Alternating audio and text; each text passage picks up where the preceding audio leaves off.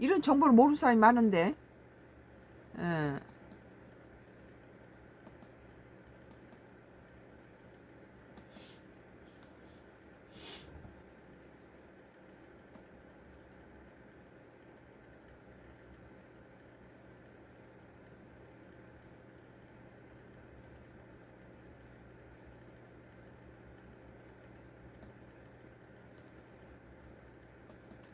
뭐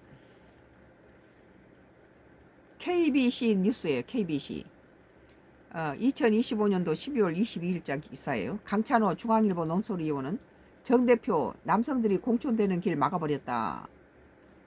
박영화는 시사 1번지. 민주당 광주시당 여성전략특구 지정 놓고 해서 분분. 강찬호는 또 하나의 친명 갈등으로 비춰질 수 있어. 양이원영은 친명 갈등을 본인의 정치적인 이익으로 활용. 방원석 계파 갈등으로 당 망하게 생겼다. 이런 문제는 아니야.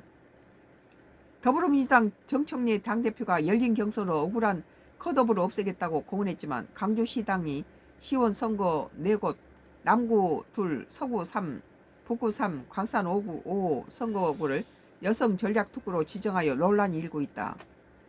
서구 3서구 이명노 시의원은 긴급 기자회견을 열고 한 곳은 여성원 지역구고 두 곳은 구청장 출마로 공석이지만 서구 3서구는 특구로 지정할 어떤 합당한 명부도 없다며 총선에서 자신을 돕지 않는 나를 찍어내려는 보복성 컷오프다. 양부남 시당 위원장을 직격하며 중앙당이 바로 잡아달라고 호소했다. 여성 정치 참여를 확대한 취지에도 불구하고 절차와 형평성이 논란이 불거지면서 정청래 대표가 어떻게 대응할지 관심이 쏠립니다. 무슨 뭐 여자나 남자나 뭐 여자를 갖다가 뭐 관대하게 해준다 해서 그 여자가 당선되고 그런 거 그런 식으로 하면 안 되죠. 남녀가 공평하게 해야지. 그 나경원이 보세요. 남자도 이겨 먹지 않아요? 지금은 여성들이 뭐 봐주고 그럴 필요 없이 정당하게 남녀 요새는 무슨 뭐 공무원 시험이나 뭐 검판사 시험도 여성이 더 우세해요. 뭐 여성이 더 뭐 그거 할 수 있도록 해줬다는 거 그 자체가 좀 아니죠. 여성 정치 참여 확대라는 취지에서 불구하고 절차와 형평성이 분란이 불거지면서 정청래 대표가 어떻게 돼갈지 관심이 쏠린다. KBC 박영화는 시사 1번지는 22일 각 진영의 정치 패널 초청해 광주 여성 전략 특구. 왜 여성 전략 특구를 합니까? 뭐 남성보다 훨씬 똑똑한 여성도 많고 또 시원찮으면 또 떨어진 거 당연하죠. 그런데 여자를 위해서 그 전략적으로 뒀다는 거 그런 것 자체가 좀 잘못된 것 같아요. 지정을 둘러싼 논란과 파장을 짚어보았습니다. 강찬호 중앙일보는 논설위원은 광주라는 곳은 이제 좀 낫네요. 광주라는 곳은 한마디로 공천만 통과되면 되는 곳인데 남성들이 공천되는 길 자체를 완전히 막아버렸다는 점에서 그리고 광주가 여성 시의원 비율이 약 43%로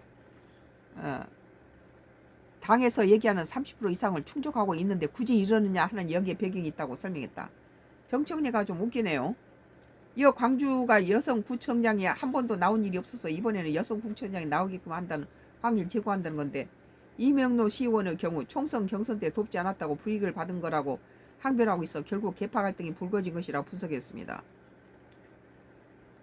뭐 우리나라 뭐 좀 서초구에서도 그 뭐 진익철 다음에 누가 여성 저기 정치인이 당선됐잖아요. 여자 그 뭐 여자 내가 응?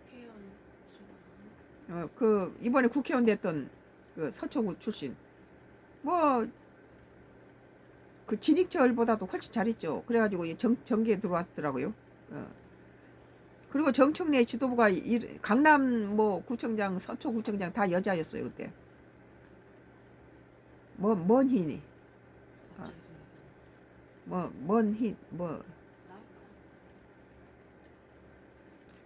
양이원영 전 더불어민주당 의원은 광주 지역 여성 시의원의 비율이 높은 것은 조은희 서초구청장 조은희도 잘했어요. 그리고 이제 강남구청에는 비리 때문에 그랬지. 서울에서 제일 잘 나가는 강남구청, 서초구청 다 여자들이 다 여성 구청장 했는데 다 남자 뺨치게 똑똑했잖아요. 뭐 남자고 정당당당 해야지 여자라고 뭐 봐주고 그러면 안 되죠. 양이원영 전혀 남자 두렵지 않다는 거예요. 여자 똑똑한 여자들. 나경원이 보세요. 양이원영 전 더불어민주당 광주 지역 여성 시의원 비율이 높은 것은 당원 당규 맞춰서 더 적주로 한 지역이 있기 때문에 그런 것이고, 오히려 구청장에 대해서는 여성 전략 특구를 했어야 되는 게 아니냐고 요구하고 있었는데 그건 하지 않고 그냥 시의원 차원으로 한 거니 예전하고 크게 다를 거 없다고 설명했습니다.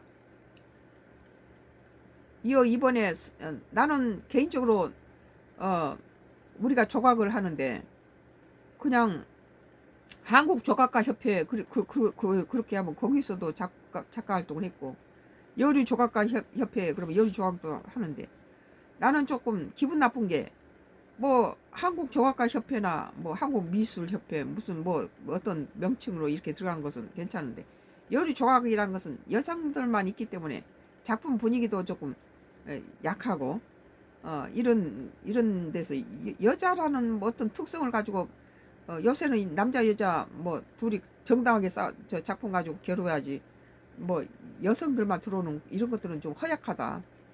이제는 당당하게 남자 작가나 여자 작가나 뭐 조각가뿐만 아니라 화가도 그렇고 여류 뭐 여자들 뭐 특권 이런 건 오히려 모욕하는 거다. 남자 여자 정당히 싸워서, 아유 정치에서도 보면 여자가 더 똑똑한 경우 많잖아. 옛날에 박순천 여사 뭐 총재 했잖아요. 지금은 나이 젊은 사람 모르겠지만 옛날 신민당 시대 박순천 저 총재, 그런 똑똑한 뭐 남자 빡치게 똑똑한 사람이잖아요. 이게 인물이. 그래서 여자 자기 스스로 강하고 이렇게 서야지, 뭐 여자를 서 봐줘서 그렇게 하면은 수준만 떨어진다는 거예요. 뭐 그쪽에서 남자가 더 강하고 남자가 더 잘하면 남자가 되는 거고, 여자가 남자보다 더 잘하면 여자가 구청장도 되고 국회의원도 되는 거죠. 이번에 서구 3선거에 대해서 언론에서 그렇게 해당하는 사람들이 뭔가 친정 친명 갈등을 계속 불러일으키는 형태로 그걸 이용해 본인의 정치적인 이익을 활용한 게 아닌가라는 생각이 든다면서, 어쨌든 이번 건 특별한 거 아니라고 의미를 축소했습니다. 박원석 전 의원은 지난 총선이 이른바 비명 행사, 친명 행제 그런 일도 있었지만, 그리고 총선에 이겼다면서 이렇게 과장해가지고 부풀려 큰일 났다, 계파 갈등 때문에 당 망하게 생겼다, 이런 문제는 아니라고 소소한 일로 치부했습니다. 호준석 전 국민의 대변인은 이재명 정부의 성공과 정청래 대표 본인의 차기 대권 플랜이 충돌했을 때 정청래 대표는 어느 쪽을 선택할까 생각하면 단연코 후자일 것이다. 이재명 대통령도 그걸 알 것이라고 말했다. 자기 자신을 위해서 할 거라는 거죠. 이어 그런 관점에서 내년 1월 11일에 최고위원 3명을 뽑는데 친명 후보가 3명, 친정 후보가 2명이 출마해서 그러지 않아도 명청대전이라며 시끄러운 정청래 대표가 이거 한 다음에 다시 1인 1표제 추진하겠다고 얘기하고 있다며, 한번 붙어보자, 우리 한번 세게 해볼 거야 라고 벼르는 모양새라고 비유했다. 그리고 만약에 친정 후보들이 다 떨어진다면 구명의 지도부 측의 친정은 본인 포함해서 3명 정도밖에 안 돼 리더십이 엄청난 탄력을 잃게 되는데, 출범한 지 6, 7개월밖에 안 된 정부에서 선거를 몇 달 앞두고 이런 일이 벌어진다는 것 자체가 너무 이례적인 현상이라고 당 내부 상황을 빚고 왔습니다.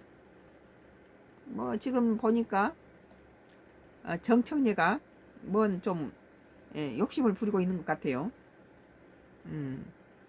뭐 이재명 정부를 좀 돕는 것 같지는 않아요, 내가 보기에.